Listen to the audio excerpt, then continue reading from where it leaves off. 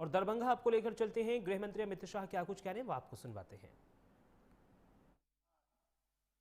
जब आतंकवादी भारत की भूमि को लहूलुहान कर कर चले जाते थे, कोई जवाब नहीं। उरी में हमला किया, पुलवामा में किया, पहलगांव में किया, एक बार सर्जिकल स्ट्राइक की, दूसरी बार एयर स्ट्राइक की और तीसरी बार ऑपरेशन सिंदूर कर कर पाकिस्तान के घर में घुस कर सका। मोदी जी ने इस देश से आतंकवाद को मुंह तोड़ जवाब देने की परंपरा खड़ी की है। यहां फुलवारी शरीफ में भी पीएफआई वाले पहुंच गए थे। कांग्रेस की सरकारों के समय में पीएफआई बना, कोई बैन नहीं लगाता था। मोदी जी ने एक ही रात में पीएफआई पर बैन लगाकर 100 से अधिक स्थानों पर रेड कर कर पीएफआई की पूरी जमात को जेल की सलाखों के पीछे पहुंचा। भाइयों बहनों, अगर आपने गलती की और ये लालू एंड कंपनी की सरकार लाए तो पीएफआई वालों को जेल में रखेंगे क्या वो? अरे जोर से तो बोलो, रखेंगे? रखेंगे क्या? पीएफआई वाले जेल में रहने चाहिए या नहीं रहने चाहिए? भैया दाहिनी ओर वाले बोलो जरा, पीएफआई वाले जेल में रहने चाहिए या नहीं रहने चाहिए? भाइयों बहनों, मैं वादा कर कर जाता हूं, भारतीय जनता पार्टी का एक भी सांसद है तब तक एक भी पीएफआई वालों को जेल की सलाखों के बाहर नहीं आने। भाइयों बहनों, मोदी जी ने देश को सुरक्षित तो किया ही, अभी अभी जीएसटी में 395 चीजों पर टैक्स 28% और 18% से कम कर 0% और 5% किया। हमारे देश की इकोनॉमी को 11वें नंबर से हमारे अर्थतंत्र को 4थे नंबर पर मोदी जी लाए हैं, 4थे नंबर पर। अरे दरभंगा वालों, क्या खुश हो जाते हो भाई? 4था नंबर ठीक नहीं है। 2027 में हम संसार का 3रे नंबर का अर्थतंत्र बन जाएंगे, 3रे। और भाइयों बहनों, मैं दरभंगा में मोदी जी ने जो किया है उसकी बात करता हूं।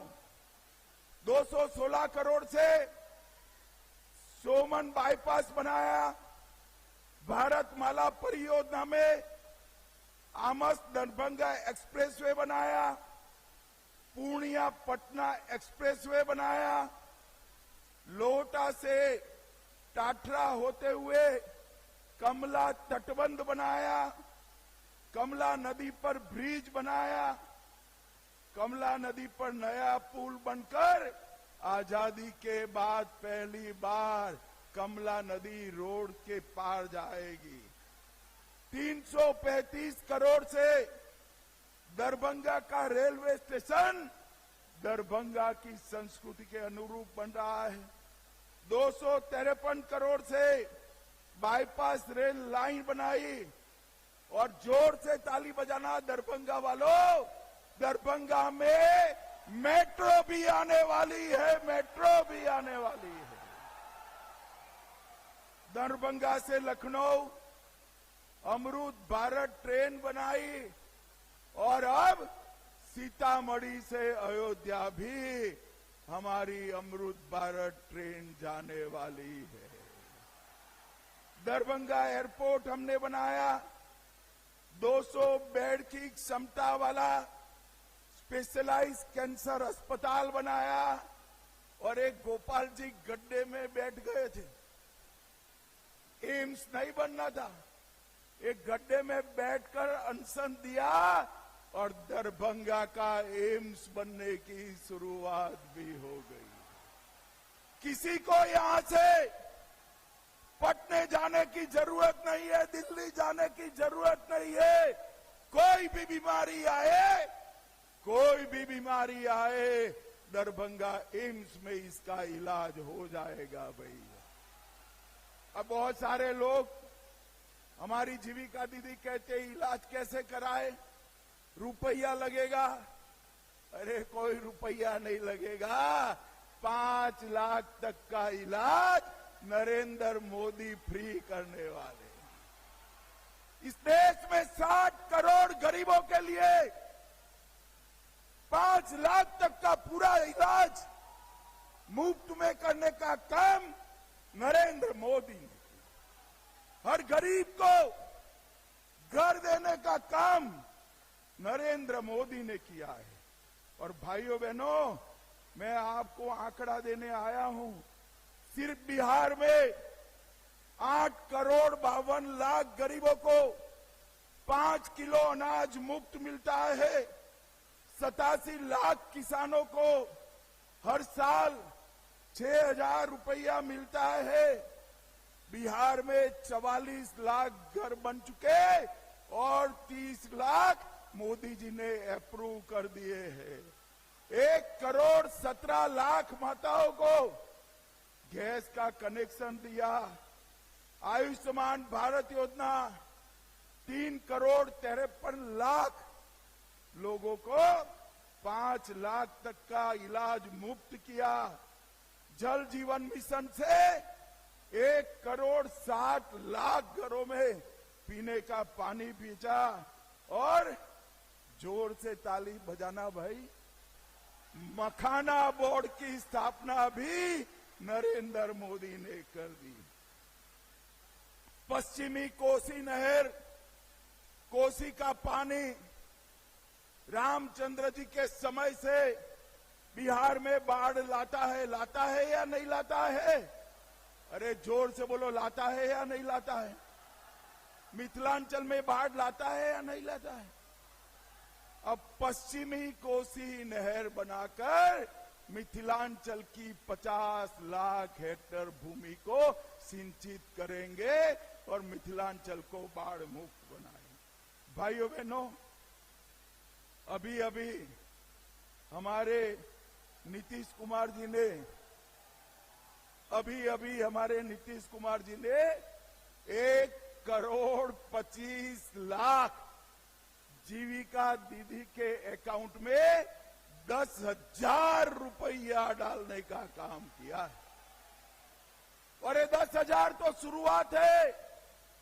ये 10,000 के आधार पर आगामी 4 साल में हर जीविका दीदी को 2 लाख तक का लोन दिया जाएगा। 2 लाख तक का। सभी बिहारियों के घर से 125 यूनिट बिजली हमने फ्री कर दी है। विधवा पेंशन 400 से बढ़ाकर 1100 किया है। बुजुर्गों का पेंशन 400 से बढ़ाकर 1100 किया है। आशा बहनों का 1,000 से बढ़ाकर 3,000 किया है। और जल्दी 30,000 आशा कार्यकर्ताओं की अपॉइंटमेंट भी होने वाली है। भाइयों बहनों, इतने सारे युवा बैठे हैं ना युवा, जरा जोर से भारत माता की जय का जयकारा लगाओ जरा। भाई, राजनीति में युवाओं को मौका मिलना चाहिए या नहीं मिलना चाहिए? माताएं बहनें भी बताए, मिलना चाहिए या नहीं मिलना चाहिए? मोदी जी ने कहा है 1 लाख युवाओं को भारतीय जनता पार्टी पंच, सरपंच, तहसील पंचायत, जिला पंचायत, विधायक और सांसद का टिकट देकर पहली बार चुनाव लड़ाएगी। अभी कल ये लालू जी ने कोई प्रभारी बनाया, मैं तो नाम भूल गया उनका, वो पूछते किसको टिकट दिया, पहले बार किसको टिकट दिया। मैं बता देता हूं, मैथिली जी आप आगे आइए। हमने ये 25 साल की युवा मैथिली ठाकुर को कोई राजनीतिक बैकग्राउंड के बगैर टिकट दिया। मुझे बताओ भाई, आरजेडी में ऐसा हो सकता है? बैठिए आप। आरजेडी में ऐसा हो सकता है क्या? कांग्रेस में हो सकता है क्या? लालू जी अपने बेटे को मुख्यमंत्री बनाना चाहते हैं और सोनिया जी राहुल बाबा को प्रधानमंत्री बनाना चाहते हैं। अब मुझे बताओ दरभंगा वालों, जो अपने बेटे बेटियों के लिए लगे हो, आपका नंबर लगेगा कभी क्या? अरे जोर से बोलो, लगेगा क्या?